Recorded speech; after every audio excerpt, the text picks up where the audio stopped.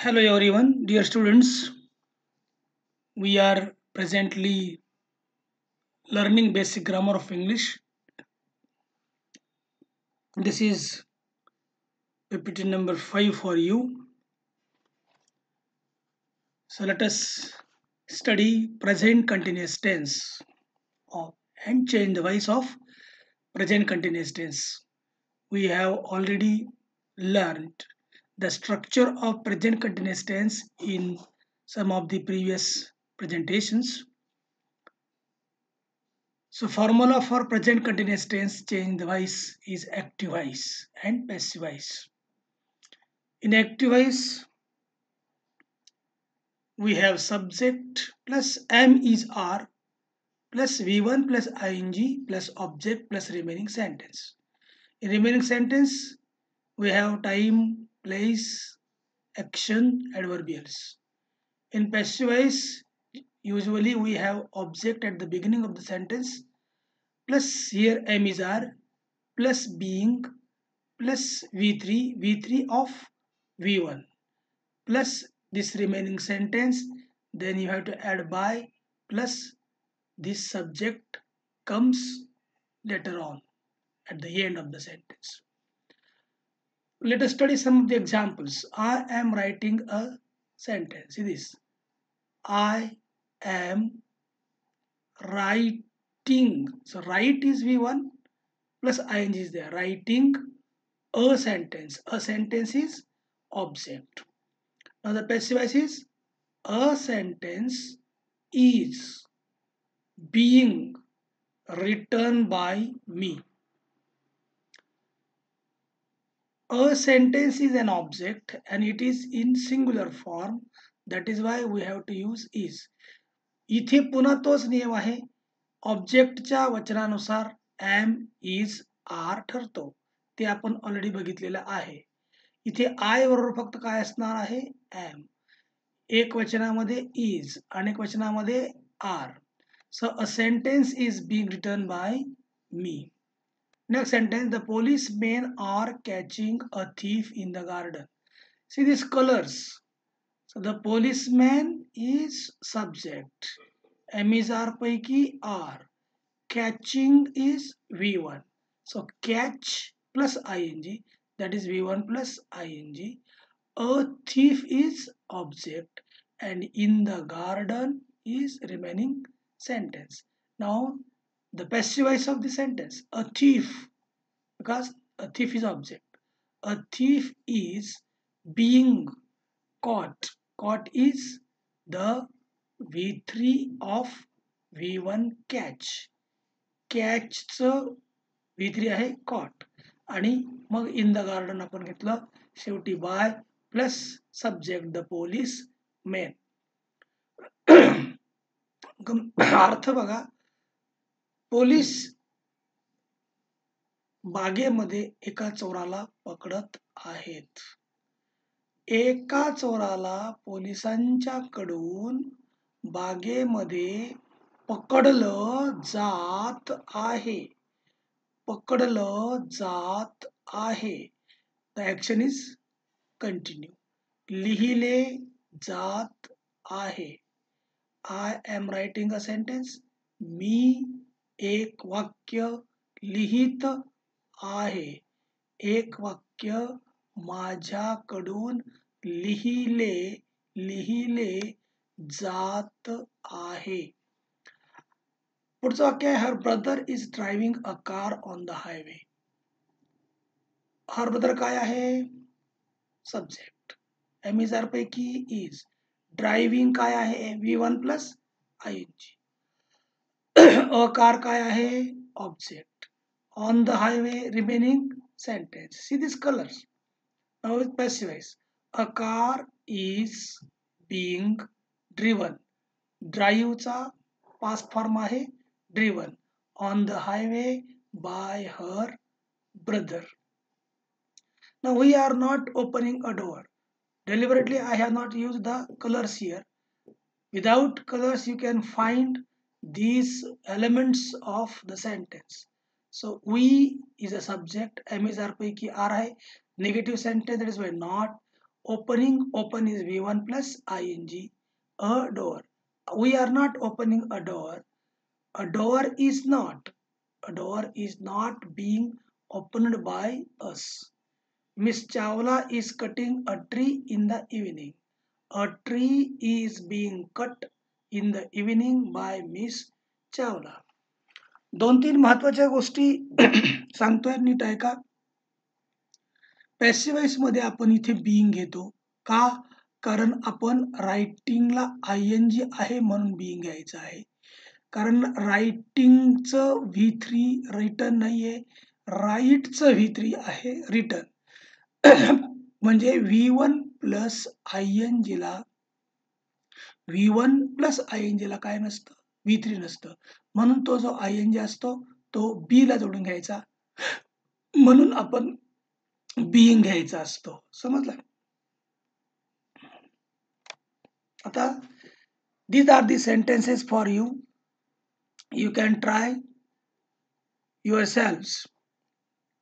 मी शांततेने हे सगळे वाक्य वाचतो तुमच्यासाठी.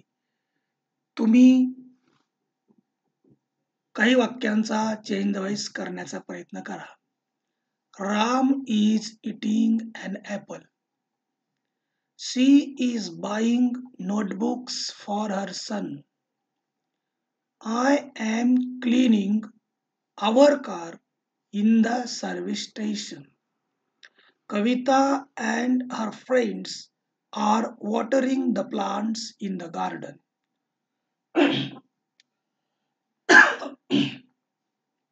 She helps her brother. My uncle sells fruits on the footpath. We are telling a story to the school children. Mahesh is calling his dog. You are learning English grammar. Suvarna is washing clothes. एक काही answers तुम्ही जर तयार केले असतील तर त्यांची उत्तर ऐका. An apple is being eaten by Ram.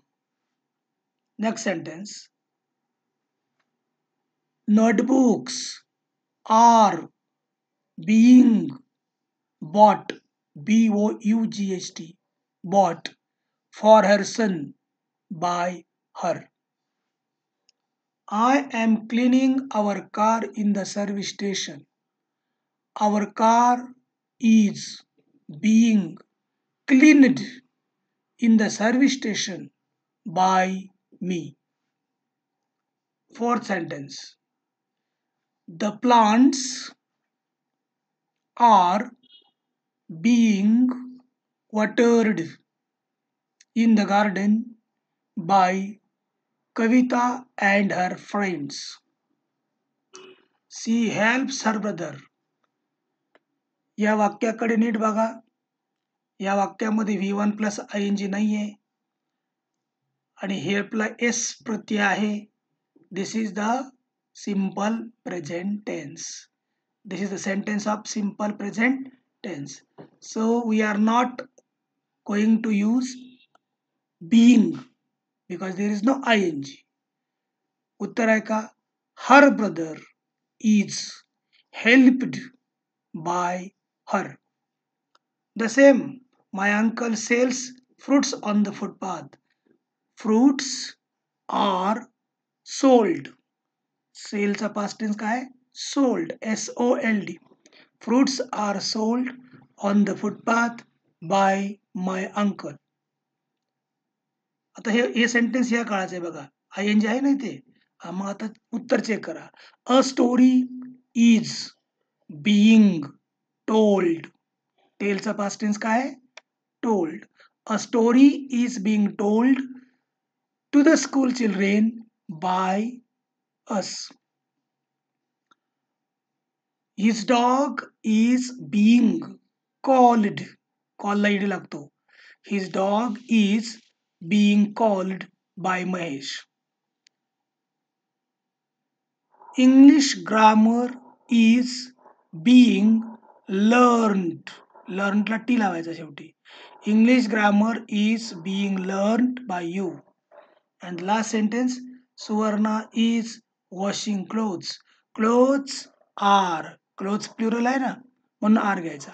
Clothes R ing आहे म्हणून being घ्यायचा. Clothes are being washed by Suvarna. Now I am going to introduce you a very new thing of change the voice. सगळ्या tense मध्ये हा प्रकार असतो direct object and indirect object. Direct ऑब्जेक्टला आपण शॉर्ट फॉर्म वापरला आहे डीओ आणि इनडायरेक्ट ऑब्जेक्टला वापरलेला आहे आपण आयओ. आता एक्झाम्पल बघूया. I give my brother a pen. या वाक्यामध्ये माय ब्रदरचा कलर काय आहे? ब्ल्यू, म्हणजे हा इनडायरेक्ट ऑब्जेक्ट आहे. अ पेन काय आहे? डायरेक्ट ऑब्जेक्ट आहे. I give my brother a pen. This is again simple present tense. हे दोन प्रकारे तुम्हाला त्याचा पॅसिव्हाइज करता येतो. पहिल्यांदा आपण काय करूया, आयओ म्हणजे काय, इनडायरेक्ट ऑब्जेक्ट सुरुवातीला घेऊया. माय ब्रदर एकवचनी असल्यामुळे इज. गिवन, गिव्हचा past tense given. My brother is given a pen by me. आणि आता आपण काय करूया, डायरेक्ट ऑब्जेक्ट अ पेन सुरुवातीला घेऊया.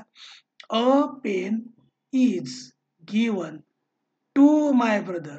जेव्हा माय ब्रदर हे इनडायरेक्ट ऑब्जेक्ट डीओच्या पुढे येतं तेव्हा माय ब्रदर म्हणजेच आयओच्या अगोदर काय लिहावं लागतो तुम्हाला? टू लिहावा लागतो. A pen is given to my brother by me. वाक्याचा जर आपण अर्थ बघितला तर काहीच नाही, फरक काहीच नाही, फक्त वेगवेगळ्या पद्धतीने मांडणी करण्याचा हा प्रकार आहे. मी माझ्या भावाला एक पेन देतो. माझ्या भावाला माझ्याकडून एक पेन दिला जातो. एक पेन माझ्याकडून माझ्या भावाला दिला जातो. अर्थ एकच आहे. आता आपण जो काळ बघतोय त्या काळचं वाक्य. She is telling her son a story. She is telling her son a story. Her son काय आहे? Indirect object. अ स्टोरी काय आहे? Direct object. आता बघा दोन्ही प्रकारे. हर सन इज बीइंग आयएनजी असल्यामुळे being told. Her son is being told a story by her. नंतर a story is being told to her son by her. See this, to her sun.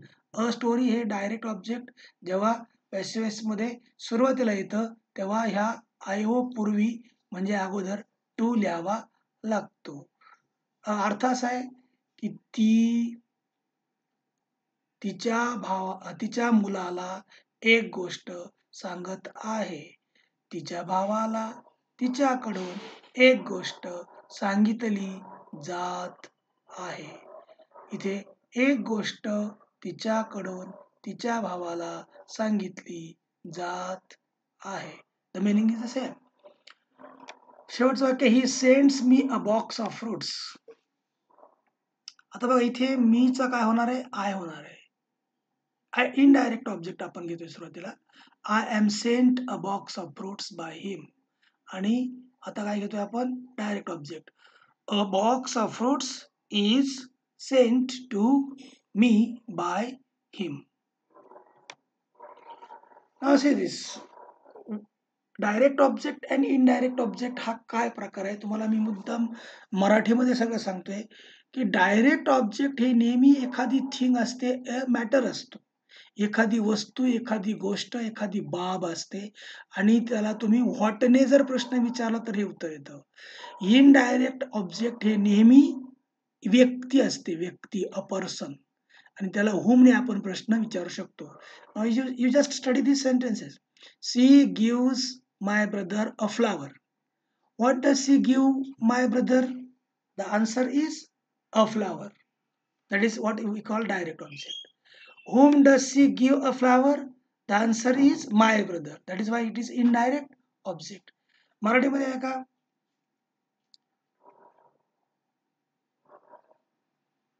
C gives my brother a flower. ती माझ्या भावाला एक फूल देते. What does she give my brother? ती माझ्या भावाला काय देते? कायचं उत्तर आलं? अ फ्लावर म्हणून ते आहे direct object. whom does she give a flower? ती एक फूल कोणाला देते? उत्तर आलं परत माय ब्रदर व्यक्ती म्हणून ते इनडायरेक्ट ऑब्जेक्ट आहे. Another example, the teacher is asking Sachin many questions. What is the teacher asking Sachin? Answer is many questions. That is why this is direct object. And whom is the teacher asking? Whom is the teacher asking many questions? The answer is Sachin. This is what the difference between direct object and indirect object. Now this is the exercise for you. Identify two types of objects and change the voice of a given sentence in two different ways. Only some specific verbs takes two objects. That is why these are called ditransitive verbs. द्विकर्मी द्विकर्मी ditransitive म्हणजे दोन कर्म येतात. She sends her daughter a money order. Kavita gives her mother some fruits. We are telling the children a ghost story. My mother is buying us new dresses. My friends offer me a gift. The boys tell him a message. The teacher is asking me a question. Manisha makes her brother a cake. So all these sentences have two objects, and you can identify the two objects and you can practice to change the voice with two different methods. First of all, you have to take IO or DO. But see the rule, when you take a DO, you have to add 2 before IO. एक वाक्य तुम्हाला समजावतो. Her daughter is sent a money order by her. A money order is sent to her daughter by her. In this way, you can write down the answers. Thank you. Thank you very much.